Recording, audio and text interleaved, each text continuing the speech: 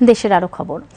বাংলাদেশে ফ্যাসিস্ট আওয়ামী লীগের রাজনীতি নিষিদ্ধ করার দাবি জানিয়েছেন জুলাই গণ অভ্যুত্থানে নিহত ১৪২ শহীদ পরিবার সদস্যরা। আজ বিকেলে রাজধানীর একটি হোটেলে ছাত্রদল আয়োজিত ছাত্র জনতার ঐতিহাসিক গণ অভ্যুত্থানের বর্ষপূর্তিতে শহীদ পরিবারের সদস্যদের সাক্ষাৎ অনুষ্ঠানে তাঁরা হত্যাকারীদের উপযুক্ত বিচার দাবি করেন। অনুষ্ঠানে ভার্চুয়ালি দেওয়া প্রধান অতিথির বক্তব্যে বিএনপির ভারপ্রাপ্ত চেয়ারম্যান তারেক রহমান বলেন, প্রশাসনে এখনো বিগত স্বৈরাচারের ভূত লুকিয়ে আছে।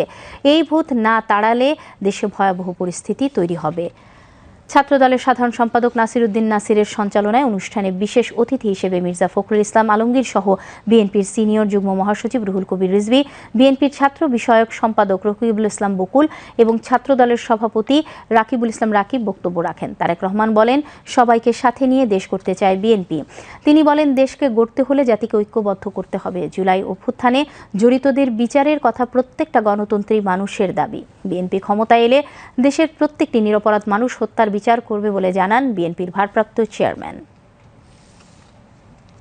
বহু সন্তান, আমাদের বহু সহকর্মী, আমাদের বহু নেতাকর্মী, বাংলাদেশ জাতীয়তাবাদী দল, ছাত্র দল, যুব দল, স্বেচ্ছাসেবক দল, বিএনপি না, এর বাইরে অন্যান্য রাজনৈতিক দলে এমনকি নিরপেক্ষ অনেক মানুষ শহীদ হয়েছে বিগত 15-16 বছরে বাংলাদেশের মানুষের অধিকার রক্ষা করতে গিয়ে।